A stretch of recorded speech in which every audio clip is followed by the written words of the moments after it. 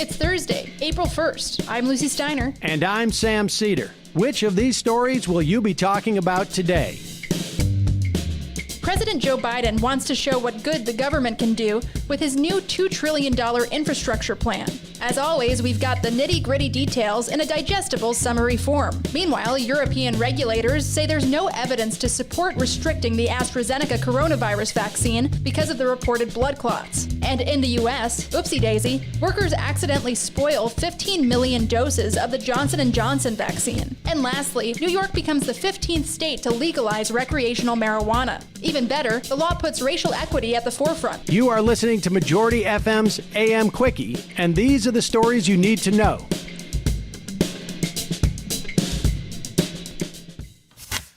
Now we're getting down to business. The Washington Post reports that President Joe Biden unveiled a $2 trillion jobs and infrastructure plan yesterday to address some of the country's most pressing problems, including damaged bridges, unequal broadband access, and climate change. Biden's proposal, the American Jobs Plan, would be paid for in part by raising the corporate tax rate and global minimum tax. Many of these measures would reverse the Trump administration's 2017 tax cuts. Here's some of what's in the proposal, according to the Post. The plan would invest $115 billion to revamp highways and roads, including more than 10,000 bridges in need of reconstruction. It also includes $20 billion to improve road safety, including for cyclists and pedestrians. The plan calls for $85 billion to modernize existing transit systems. The investment would double federal funding for public transit. It would establish $174 billion to build a national network of 500,000 electric vehicle chargers by 2030. Biden's proposal would invest $213 billion to build and retrofit more than 2 million homes. It aims to deliver universal broadband, including to more than 35% of rural Americans who lack access to high-speed internet. The plan would invest $111 billion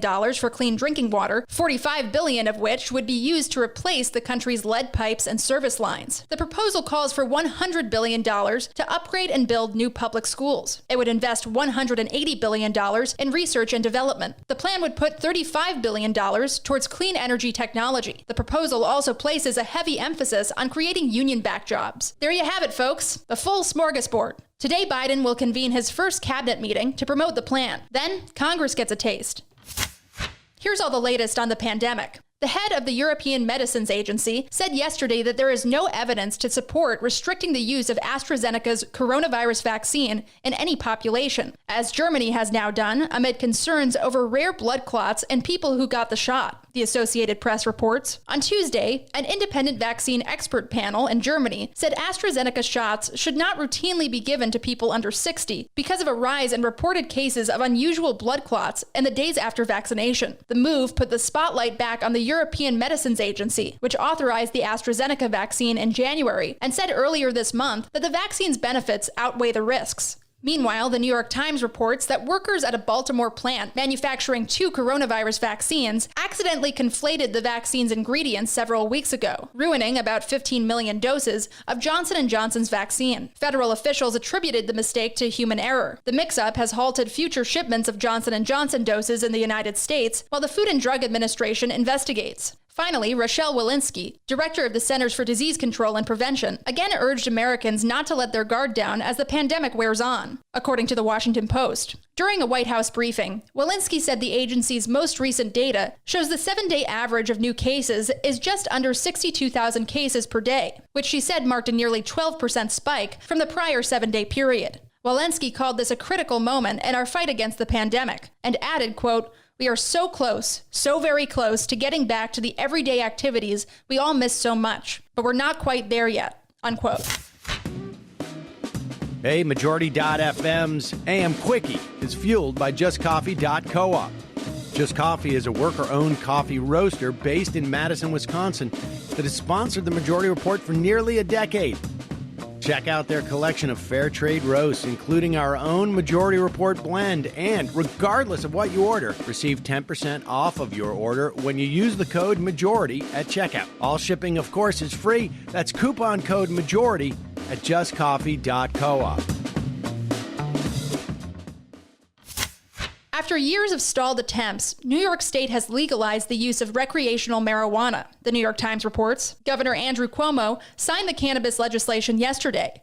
a day after the state legislature passed the bill following hours of debate among lawmakers in Albany. New York became the 15th state to legalize the recreational use of cannabis, positioning itself to quickly become one of the largest markets of legal cannabis in the nation and one of the few states where legalization is directly tied to economic and racial equity. The Times reports that 40% of the tax revenue from pot sales will be steered to communities where Black and Latino people have been arrested on marijuana charges in disproportionate numbers. People convicted of marijuana-related offenses that are no longer criminalized will have their records immediately expunged. The law also seeks to allow people with past convictions to participate in the new legal market. Certain parts of the law went into effect immediately. Individuals are now allowed to possess up to 3 ounces of cannabis for recreational purposes, or 24 grams of concentrated forms of the drug, such as oils. New Yorkers are permitted to smoke cannabis in public wherever smoking tobacco is allowed. Smoking cannabis, however, is not permitted in schools, workplaces, or inside a car. Other changes will go into effect in the coming months when officials create a regulatory framework, the Times reports. Other changes will go into effect in the coming months when officials create a regulatory framework, the Times reports. People, for example, will eventually be able to have cannabis delivered to their homes, use cannabis products at lounge-like consumption sites, and cultivate up to 6 plants at home for personal use. Dispensaries won't open until more than a year from now. The recreational market is expected to eventually generate $350 million in yearly tax revenue. It's a win-win-win. And now, for some quicker quickies. Quicker Quickie. Here's an update from the Derek Chauvin trial via the Washington Post. The third day of testimony in the trial of the former Minneapolis police officer brought more anguish from people who wish they could have kept George Floyd alive. For instance, store clerk Chris Martin said he thought Floyd didn't know he was passing a counterfeit $20 bill. Tragedy upon tragedy. The Guardian reports that 2 Capitol police officers have filed a lawsuit against Donald Trump, saying he was responsible for physical and emotional injuries they suffered in the January 6th insurrection. James Blazingami, a 17-year-old veteran of the force, and Sidney Hemby, an 11-year-old veteran, filed the lawsuit on Tuesday in U.S. District Court for the District of Columbia.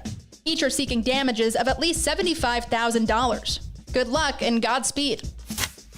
The Pentagon yesterday scrapped restrictions on transgender troops imposed by the Trump administration and unveiled new rules designed to end discrimination and provide medical care for those service members, according to NBC News. The Defense Department's new policy will permit troops to serve openly under their self-identified gender and will offer access to medical treatments for gender transition. A return to fairness and decency at last.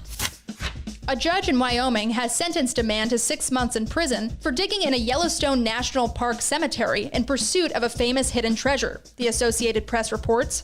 Roderick Dow Craythorne, 52, of Syracuse, Utah, was seeking a treasure chest containing coins, gold, and other valuables that art and antiquities dealer Forrest Fenn stashed in the Rocky Mountain backcountry. Fenn published a poem containing clues to where the treasure could be found. Craythorne said in a statement, quote, "My obsession clouded my judgment," unquote. Happens to the best of us. Quicker Quickie.